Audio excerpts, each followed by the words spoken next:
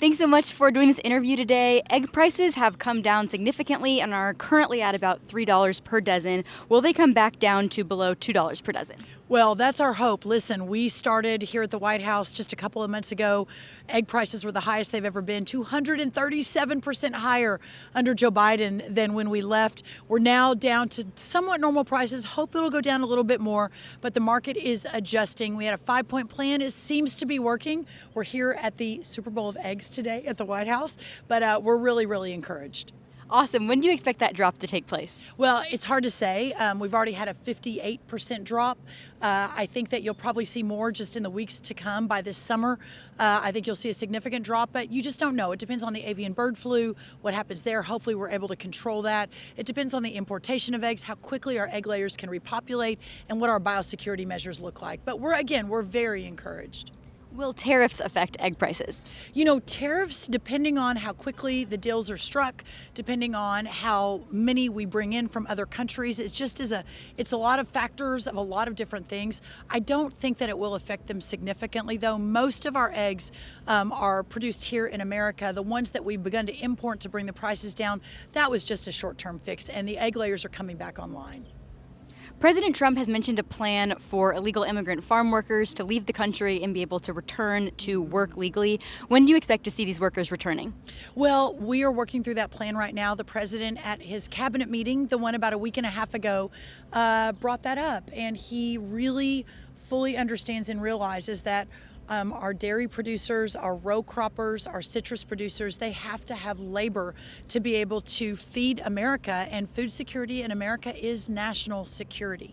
So it's incredibly encouraging. He realizes that, but at the same time, realizing that you have to secure the border, you've got to have an immigration system in place that makes sense for America and putting America first. So I believe it will be soon, but we're working through all the details. How much in assistance will farmers get due to tariffs? Well, hopefully it isn't needed, right? Hopefully these deals are struck pretty quickly. The economy has already begun to realign around putting America first. So that's the goal. But if the assistance is needed, similar to what Secretary Perdue and President Trump did in the first term, we're already getting ready for that. So if we need to move quickly, we can. But we just won't know a number because we just don't know what the potential economic consequences could be until really harvest comes, which will be later this summer. That makes sense. You're working with HHS to make school lunches healthier. What's the progress that's been made so far? Well, Secretary Kennedy and I are arm in arm on this. We have visited schools together. We're going to be in my home state of Texas in the coming week or so, really working and shining a light on how we can get healthier food into our school lunches. Of course, well, as the mom of 4 kids, this is very important to me, but also as the Secretary of Agriculture. I think as we're moving toward a more nutritious school lunch program, what that means is more locally sourced, small kind of family farms that are local to the area getting food into the kitchen of these schools. So I'm really excited. And Bobby Kennedy is, again, a great partner in this. That's excellent. And he has also spoken about outlawing pesticides that are illegal in other countries because of the harmful effects they can have. Are you working on that? We have had some good discussions on pesticides. I think that, and really what we have talked about and based on sound research, the pesticides that we have been using are safe. And I think you can't feed 330 million people or the world without using some form of pesticide. So those conversations are ongoing. Of course, it isn't just Secretary Kennedy and myself, it's also Lee Zeldin over at the EPA, who is the one who really has, he and his team, the ultimate authority, of course, subject to the will of President Trump. So it's an all hands on deck. The bottom line is this: we have to make sure that the food that we're putting into the supply chain is safe and it is healthy for our people and frankly for the world. But we also have to make sure that America, through food security, can provide and be the most secure nationally in the world.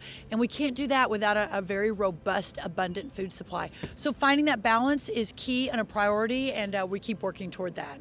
Excellent. The Agriculture Department has done some work with Doge to get rid of some woke spending projects. What has been the most shocking project that's been uncovered lately? I mean, that's a very low bar. They are all very shocking, stunning, but probably the most stunning for me was the $500,000 grant to study transgenderism in mice, I think it was. Like, it was something crazy.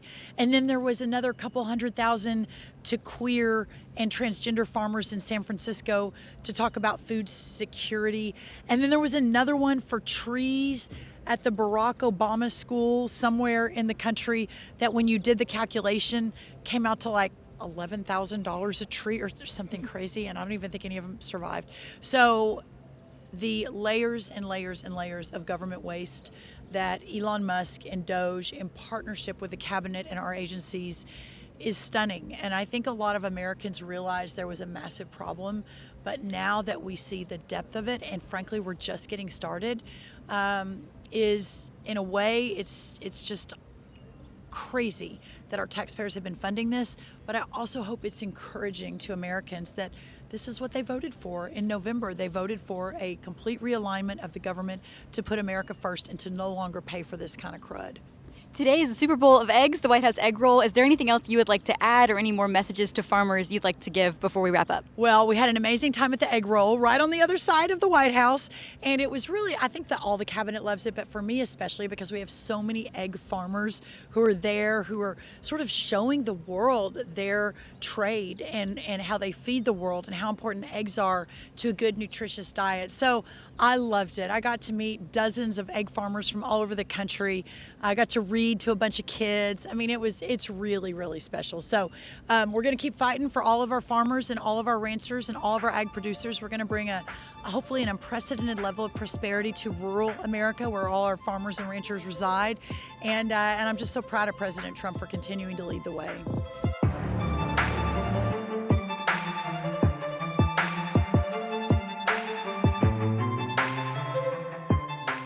Subscribe to get the news the legacy media won't tell you and only the Daily Signal can bring to you.